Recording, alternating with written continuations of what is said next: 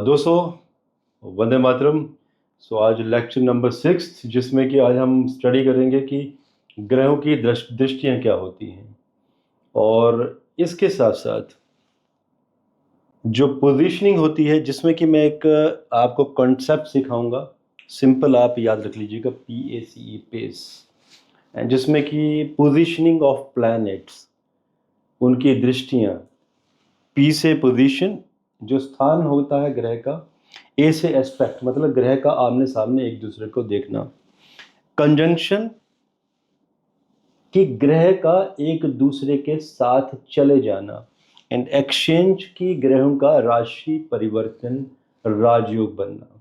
तो छोटा सा कॉन्सेप्ट है, इसको समझेंगे, लेकिन इससे पहले हम अभी विचार करेंगे दृष्टियों के ऊपर कि दृष्टि संबंध कैसे बनता है। बाय द वे दिया भी हुआ है नीचे आप लोगों के लिए, जिसमें कि जितने भी प्लैनेट हैं, राहु और केतु की भी दृष्टि होती है। कई लोग नहीं मानते हैं, लेकिन मैं इसको लेकर चलता हूं, क्योंकि जब कैलकुलेशन की जाती है तो राहु केतु की दृष्टि, जब प्रोडक्टिव पार्ट आता है तो मैंने अक्सर देखा है कि उसकी जब दृष्टि का हम विचार करते हैं तो फल या प्रेडिक्शन उस तरह से निकल कर आती है। जितने भी प्लैनेट हैं उनकी सबकी 7th दृष्टि होती है।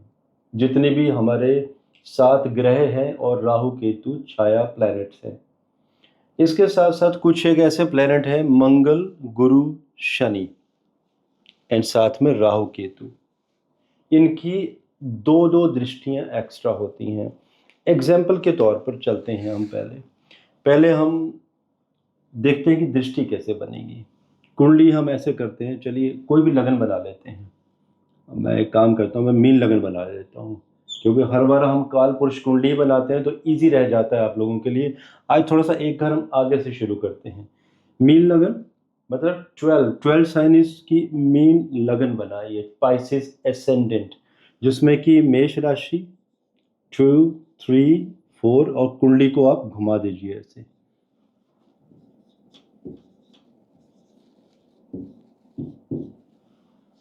अब दृष्टि बनेगी कैसे? पहले तो कुछ एक काम करते हैं, कुछ प्लैनेट्स को इसमें हम एंटर कर देते हैं। काम करते हैं जैसे कि इस घर में लेके चले जाते हैं हम मार्स,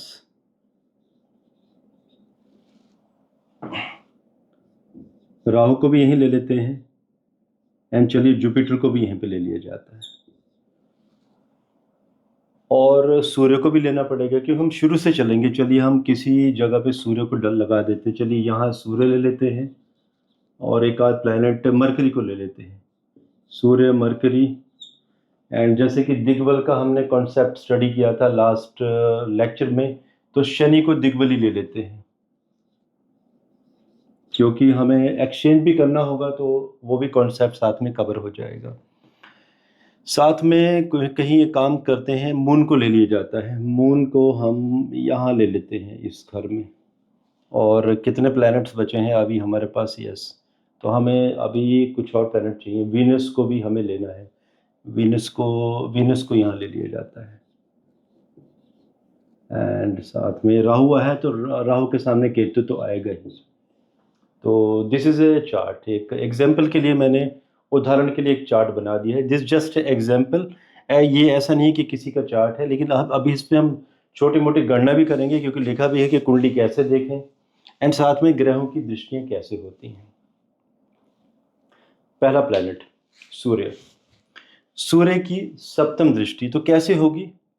सूर्य यहाँ पर है, तो 7वीं दृष्टि कहाँ पे होगी इसकी? 5th हाउस पर होगी। कैसे होगी? काउंटिंग कीजिए। सूर्य का ये पहला घर है, 1st हाउस। सूर्य जिस घर में बैठा है उसको आप घर मान लीजिए। तो पहली हो गई कहावत होगी ना, आपको बचपन की कहावत तो याद होगी कि जब हम दोस्त काउंट करते थे और टीचर भी डांटते थे कि भाई कहीं खुद को गिनना मत भूल जाना। तो यही वो कॉन्सेप्ट याद रखना है कि जो ग्रह जहाँ बैठा है उसके घर को, खुद को गिनना मत भूल जाना। काउंटिंग वहीं से शुरू होगी, खुद को भी तो काउंट करना होगा। तो सूर्य मतलब ये 1st हाउस, 7वीं दृष्टि।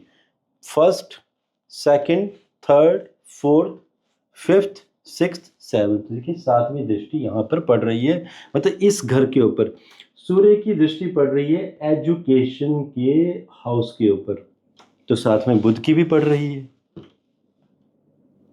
और सूर्य के बाद चंद्रमा आता है, चंद्रमा की सेवंथ दृष्टि चंद्रमा की सामने आएगी। काउंट कर लीजिए, चंद्रमा ये पहला घर 1 2 3 4 5 6 7, तो सप्तम दृष्टि चंद्रमा की भी। इसी तरह से जितने भी प्लैनेट हैं, मैंने कहा 9 के 9 प्लैनेट, उनकी सबकी सप्तम दृष्टि तो सबकी होगी। अब कुछ सिंपल तरीके से मैं बता देता हूं कि कुछ एक ऐसे प्लैनेट जिनकी दृष्टियां, 3 ऐसे प्लैनेट हैं जिनकी पंचम और नवम दृष्टि भी होती है, जिनमें एक कौन कौन है? देवगुरु Brihaspati and Rahu and Ketu.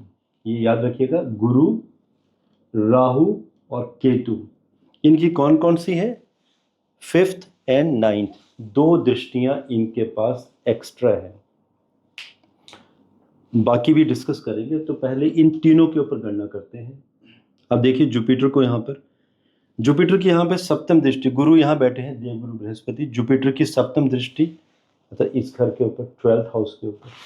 Count कर लीजिए, 1, अगेन खुद को नहीं भूलना है, 1 2 3 4 5 6 7, सप्तम दृष्टि। और कौन कौन सी हुई दृष्टि? 2 दृष्टियां और थी, 5th एवं नवम दृष्टि। पंचम घर को भी देखेगा ये, और 9th हाउस को भी देखेगा। जो हमारा एक्लिप्टिक सिस्टम है, हमारा एटमॉस्फेयर का, जो भी हमारा ब्रह्मांड का सिस्टम है, एस्ट्रोनॉमिकली बहुत लंबा हो जाएगा। बेसिकली बताना तो मुझे उस तरीके से चाहिए आपको, मैथमेटिकल तरीके से, कि दृष्टियों का संबंध कैसे बनता है। अगर आपका इंटरेस्ट होगा तो कभी मैं प्रॉपर डायग्राम बना के बता दूंगा कि क्यों दृष्टियां इस तरीके से पड़ती हैं और एग्जैक्ट वो कनेक्शन कैसे बनेगा। लेकिन अगर हम प्रेडिक्टिव पार्ट में देखेंगे कि जस्ट आपको एस्ट्रोलॉजी सीखनी है और प्रेडिक्शन देनी है, तो ये बेस्ट वे है, सिंपल तरीका ये भी है। तो गुरु की कौन सी दृष्टि है? 5th दृष्टि, पंचम।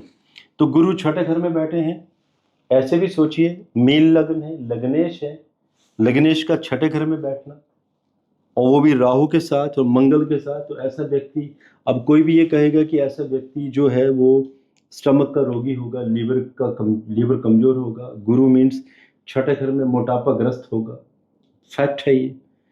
राहु साथ में मतलब कि और ज़्यादा शरीर में कमजोरियाँ, लीवर का बाय डिफॉल्ट कमजोर होना। मंगल मतलब और ज़्यादा, क्योंकि लियो साइन है, याद कीजिए अग्नि राशियाँ मैंने बताई थी।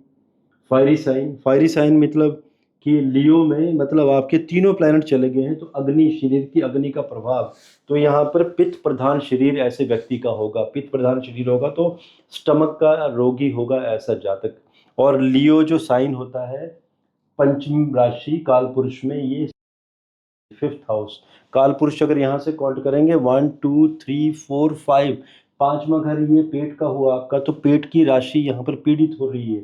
तो इसमें 3 गर्म ग्रहों का चले जाना मतलब पेट में कोई ना कोई रोग बना रहेगा। लेकिन अगर ये व्यक्ति सात्विक रहेगा तो भी रोग बनेंगे, लेकिन 80 to 90% रोग कम हो जाएंगे अगर नॉन वेजिटेरियन फूड नहीं लिया जाता है। तो इस तरह से आपको गणनाएं भी करनी है। आपको बीच बीच में ऐसे मैं हॉट करेक्शंस करवाता रहूँगा, कुछ टिप्स देता रहूँगा, क्योंकि मुझे मालूम था मुझे पढ़ाना कुछ और है, अब चीज़ें कुछ और ऐड कर दी मैंने। अब गुरु की दृष्टि पंचम, गुरु का या काउंट कीजिए, पहला, दूसरा, तीसरा, चौथा, 5वां घर, 5th हाउस। तो गुरु की पंचम दृष्टि पड़ रही है 10th हाउस के ऊपर, और घर कौन सा है? गुरु का अपना, धनु राशि, गुरु की अपनी राशि। याद कीजिए राशियां भी आपको बताइए कि किस राशि का किस ग्रह के साथ कनेक्शन होता है। तो गुरु की 2 राशियां होती हैं, धनु राशि और मीन राशि। तो गुरु अपनी ही धनु राशि को यहाँ पर देख रहे हैं, तो इसका मतलब हुआ कि ऐसा इंसान, ऐसे जातक को कभी भी कार्य क्षेत्र में परेशानी नहीं आती। कंपटीशन में ऐसे लोग बहुत ही बेहतरीन सक्सेस, अपनी फील्ड में हमेशा ही मास्टर रहेंगे। और लग्नेश छठे घर में चला गया मतलब मस्तिष्क है, आपका ब्रेन है, आपको कंपटीशन दे रहा है, आपको छठे घर में कंपटीशन लड़ने की भावना दे रहा है। क्यों? बिकॉज मंगल कमांडर साथ में, और राहु का एक्सपेंशन, राहु जहां भी होगा उन प्लैनेट्स को एक्सपेंड कर देगा, उनकी शक्तियों को बढ़ा देगा। इस तरह से आपको प्रेडिक्टिव पार्ट में सोचना है। अब देखिए पंचम दृष्टि मतलब कार्य क्षेत्र को बढ़ाना, क्योंकि 10th आपका कार्य क्षेत्र है। 7th दृष्टि 12th हाउस मतलब आपका व्यय को भी बढ़ाएगा ये। लोन लेने की क्षमता बढ़ाएगा। छठा घर लोन का भी है। रिस्क टेकिंग, इंसान बहुत ज़्यादा रिस्क लेगा, तरक्की के रास्ते में चलेगा। एंड नवम दृष्टि, नाइन्थ दृष्टि की बात हो रही है अभी। जैसे मैंने बताया था कि गुरु की 5वीं 7वीं 9वीं, 7वीं आपको सब पता है, नवम दृष्टि। आप काउंट कीजिए, 1 2 3 4 5 6 7, ये तो है ही है by default. 8th and 9th, ये क्या हुआ आपका? सेकंड हाउस, धन का स्थान। ये आपका इनकम है, यहाँ से आप पैसा कमाते हैं और यहाँ पर आप सेव करते हैं। ये आपका बैंक है, ओन बैंक, आपका अपना बैंक, और ये आपकी कमाई का सोर्स। अब गुरु की 9th दृष्टि, नवम दृष्टि सेकंड हाउस में, वाणी स्थान के ऊपर। तो आप सोचिए, ऐसा व्यक्ति, चाहे बेशक गुरु चांडाल योग भी बना है, गुरु राहु जब साथ में होते हैं तो चांडाल योग भी तो बना यहाँ पर, जिसे अच्छा नहीं मानते हैं लोग अक्सर, लेकिन मैं इसे बुरा भी नहीं मानता हूँ। बिकॉज मेरे हिसाब से तो यहाँ पर कंपटीशन की भावना जगाएगा, बेहतर काम करेगा। साथ में राहु मंगल, मतलब यहाँ पे अंगारक योग भी बना, तो एग्रेशन भी दे रहा है, तो छठे घर पे दे रहा है ना वो। तो यहाँ पर सोचिए, दो दो, लेकिन लक्ष्मी योग भी बना साथ में, यहाँ पे गुरु छठे घर में है। नवम दृष्टि वाणी हाउस के ऊपर। ऐसा व्यक्ति जब भी किसी प्रोफेशन में होगा तो वो अपना नुकसान नहीं होने देगा, कोई गलती नहीं होने देगा, क्योंकि आपकी जो नवम दृष्टि है वो मित्र मंगल की राशि को देख रहा है। याद कीजिए, इससे जो पहले का लेक्चर था जिसमें हमने नैसर्गिक मैत्री चक्र के बारे में मैंने आपको पढ़ाया था कि ग्रहों के मित्र शत्रु कौन से होते हैं। तो यहाँ पर जुपिटर का जो मित्र होते हैं, सूरज, चंद्रमा और मंगल गुरु के मित्र होते हैं। तो गुरु मंगल के साथ तो बैठा ही है, साथ में मंगल की राशि को भी, नवम राशि को देख रहा है। तो इस तरह से आपको दृष्टियां बनानी है। आप दृष्टियां जब बनाने जा रहे हैं तो आप देखिए, पोजीशन भी देख लीजिए ना, इसी के साथ पोजीशन को समझ लीजिए। पोजीशन का मतलब है कि कौन सा ग्रह कहाँ बैठा है। गुरु यहाँ पे बैठे हैं छठे घर में, तो ये छठे घर में गुरु की पोजीशन हुई।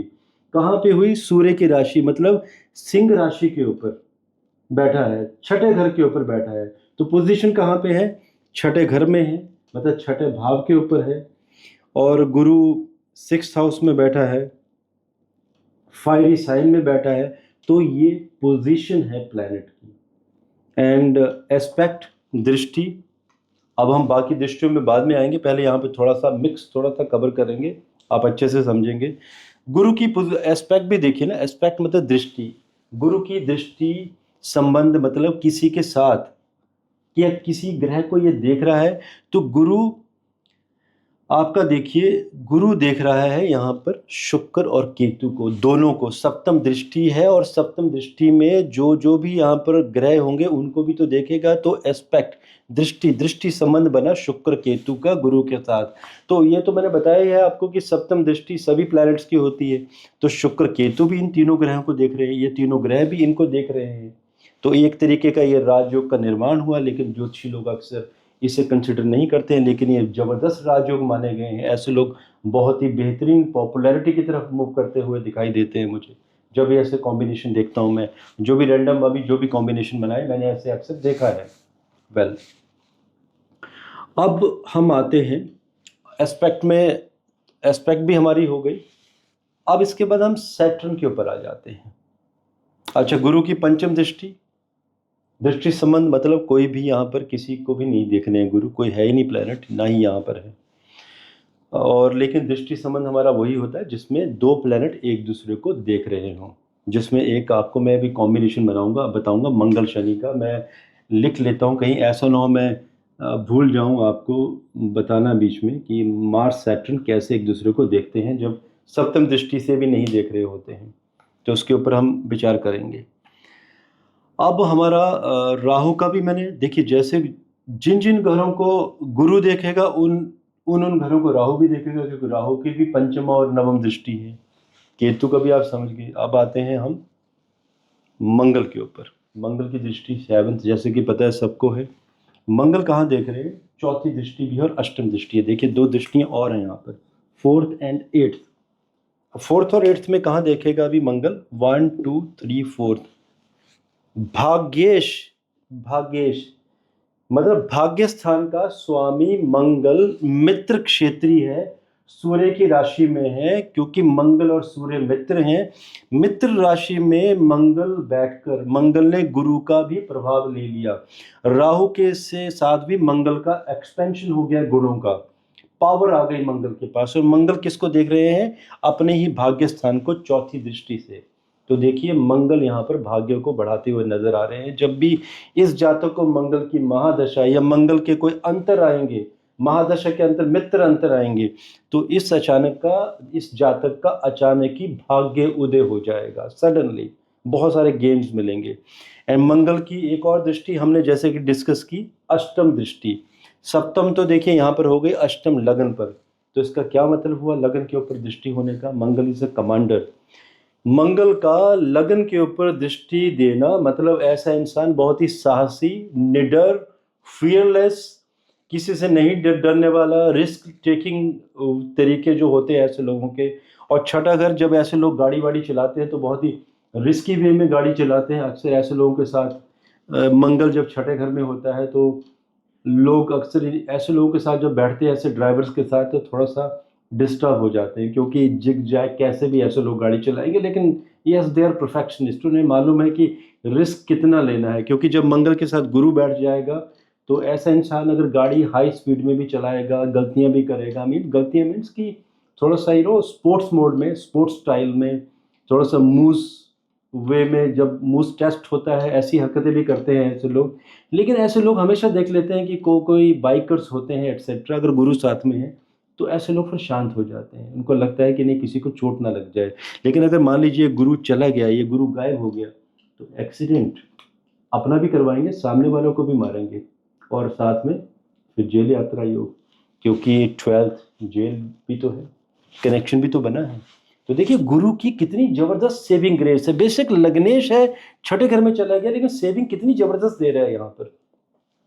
अब मंगल की भी दृष्टियां कवर हो गई। अब शनिदेव जी, शनिदेव जी जिनकी तीसरी दृष्टि और 10वीं दृष्टि भी मानी गई है। तो शनिदेव जी यहाँ पर, शनि गुरु, अब मैं बताऊंगा नहीं, तात्कालिक उसमें नैसर्गिक मैत्री में देखिएगा कि शनि गुरु का क्या संबंध है।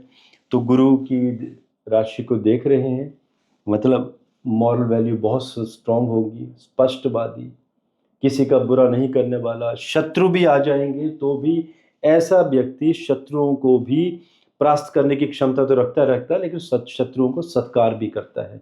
शत्रु खुद ही नतमस्तक हो जाते हैं, जिस तरह की ऐसे लोगों की वाणी होती है। शनि की तीसरी दृष्टि 1 2 3 भाग्य स्थान के ऊपर, मतलब बेशक शत्रु दृष्टि है, मंगल की राशि को शनि देख रहे हैं, लेकिन हमें ये नहीं भूलना चाहिए कि शनि यहाँ पर दिग्बली है और मंगल यहाँ पर भाग्येश हैं। तो शनि की तीसरी दृष्टि मतलब शनिदेव जी भाग्य को भी बढ़ाते हुए नजर आ रहे हैं। और शनि की 10th दृष्टि, मतलब ये सप्तम हुई, 8 9 10, 10वीं दृष्टि, चौथा घर, बुध की राशि के ऊपर दृष्टि। बुध की राशि में ही शनि बैठे हुए हैं, बुध की राशि को ही देख रहे हैं, मित्र राशि में बैठे हैं और मित्र राशि को ही देख रहे हैं। 10वीं दृष्टि मतलब चौथा घर, आपका घर, आपका सुख, पीस, शांति, आपका घर का वातावरण, आपकी फैमिली। तो शनि यहाँ पर हर तरह का सुख देते हुए नजर आ रहे हैं। तो इस तरह से आपको दृष्टियां देखनी है। आई थिंक मैंने तीनों दृष्टियां बता दी। हाँ, अब जो मैं बता रहा था आपको दृष्टि संबंध, एक तो देखिए आपका दृष्टि संबंध बना कि आपका आमने सामने दृष्टियां, लेकिन एक और तरीके से भी बना। काम करते हैं, इसको हटा देते हैं, शनि को हम इस तरीके से भी ले सकते हैं कि सपोज कीजिए कि शनि है, तो शनि की तो तीसरी दृष्टि थी जो मैंने बताया था। लेकिन जो मंगल है, अगर मंगल को हम यहाँ बिठा देते हैं, मार्स को, माफ कीजिएगा, मंगल नहीं, यहाँ पे हम शनि देव जी को बिठाएंगे। तो सैटर्न को जैसे मैं पहले बिठा ही रहा था, ठीक ही बता रहा था, लेकिन मैंने सोचा कि कुछ और बेटर एग्जांपल दूं। तो आप एक काम कीजिए, आप दृष्टि संबंध देखिए, ये तो बन ही रहे हैं आपस में, लेकिन मंगल की चौथी दृष्टि शनि के ऊपर, 4th दृष्टि होती है, मैंने बताया है आपको, चौथी और अष्टमी। तो मंगल की चौथी दृष्टि 1 2 3 4, चौथी दृष्टि बनी। लेकिन दृष्टि संबंध कैसे बना? दृष्टि संबंध तो तभी बनेगा ना जब दो प्लैनेट्स एक दूसरे को देखेंगे। शनि की भी याद कीजिए, मैंने कौन सी दृष्टियां बताई हैं। मैंने बताया था कि शनि की सप्तम के साथ साथ तीसरी और 10वीं दृष्टि। तो शनि की देखिए, ये सप्तम दृष्टि यहाँ गिर रही है। इसके बाद 8, 9 और 10 शनि मंगल को देख रहे हैं और मंगल शनि को देख रहे हैं।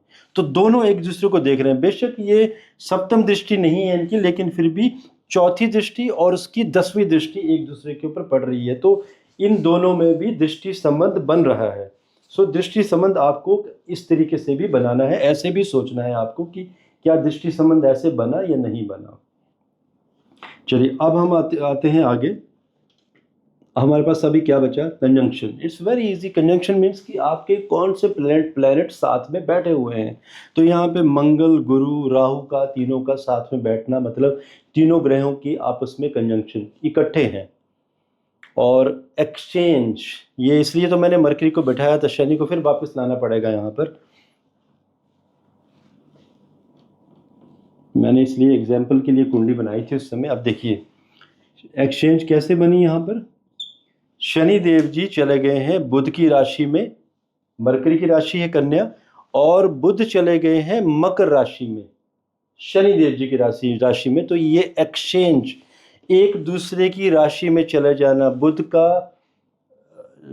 का शनि की राशि में और शनि देव जी का बुध की राशि में, आपस में राशि परिवर्तन या एक्सचेंज कुछ भी कह लीजिए, इसे राजयोग की संज्ञा दी गई है। और इससे एक और अभिप्राय भी है कि सप्तमेश है यहाँ पर मरकरी, और मरकरी चला गया है मकर राशि में, चर राशि में चला गया है यहाँ पर। तो चर राशि में जाने का मतलब है कि ये जातक का सप्तम घर है, चाहे पति हो या पत्नी हो, कोई भी, वाइस वर्सा। तो इनके जो पार्टनर्स होंगे वो बेहतरीन प्रोफेशन में होंगे, प्रोफेशनल अर्निंग बहुत ज़्यादा होगी और बहुत ही अच्छी पोजीशंस पे होंगे। अगर जातक की कभी नौकरी चली गई, या मान लीजिए जातक कोई रिस्क लेना चाहता है, जॉब छोड़कर बिजनेस करना चाहता है, या मार्केट डाउन हो गई कहीं, मार्केट में रिसेशन आ गया, तो ऐसे व्यक्ति के पार्टनर की जॉब नहीं जाएगी, चाहे रिसेशन में कुछ भी इंडिकेशन क्यों ना दिखाई दे रहे हो, चाहे जातक के पार्टनर की जॉब को रिस्क भी क्यों ना बन रहा हो, लेकिन जॉब नहीं जाएगी, कुछ ऐसी सर्कमस्टेंसेस बनेंगी। तो ये आपकी एक्सचेंज हो गई। तो देखिए अब आपको ये चीज़ें समझनी है, पोजीशन की ग्रह किस घर में बैठा है, किस तरह से प्रभाव देगा।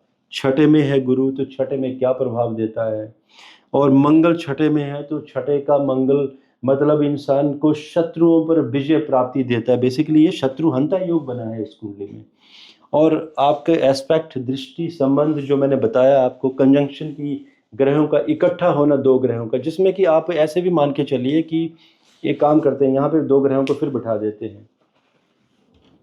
आप मान के चलिए कि अगर हम यहाँ पे दो ग्रहों की कंजंक्शन कर देते हैं, किस तरह से, यहाँ पे बिठा देते हैं हम सूर्य देव जी को एंड शनि देव जी को। तो सूर्य यहाँ पर ऊंच के हो गए मेष राशि में, एंड शनि देव जी यहाँ पे नीच के हो गए।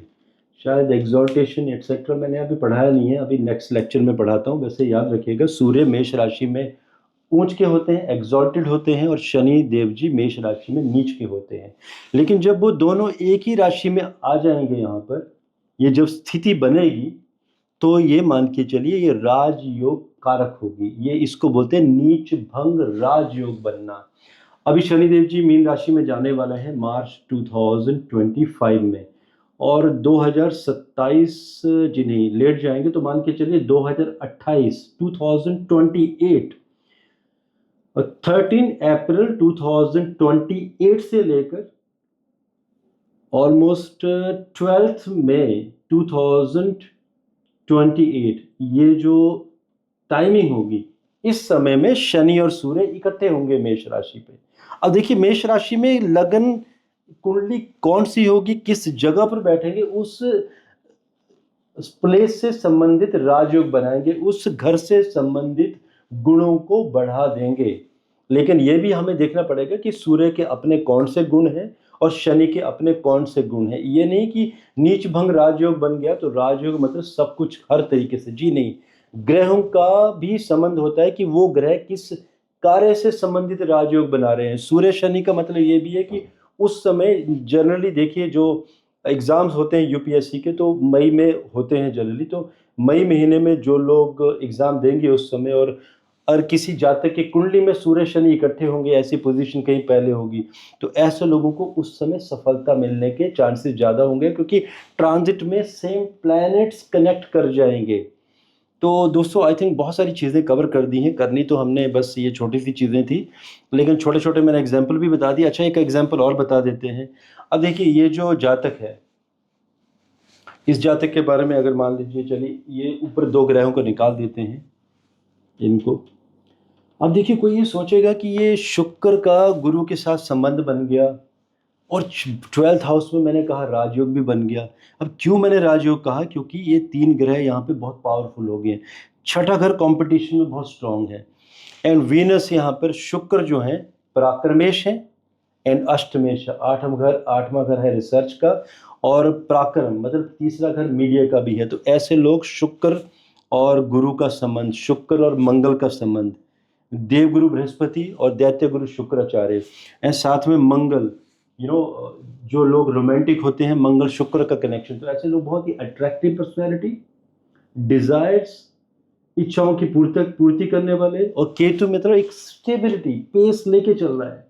तो इस तरीके से आपको गणना करनी है कि ये बहुत ही एक पॉपुलर इंसान का चार्ट होना चाहिए, क्योंकि शनि भी लगन को प्रभावित करेगा। चंद्रमा की तो अभी हमने बात की ही नहीं। सूर्य भी देखिए, सूर्य का बुध आदित्य योग यहाँ पर बना हुआ है। तो दोस्तों, काफ़ी हो गया शायद इस एग्जाम्पल में। अभी आगे आपको कुछ और वीडियोस देता हूँ आपको इसी तरह से। आज के लिए इजाज़त दीजिए। धन्यवाद। जय हिंद एंड भारत माता की जय।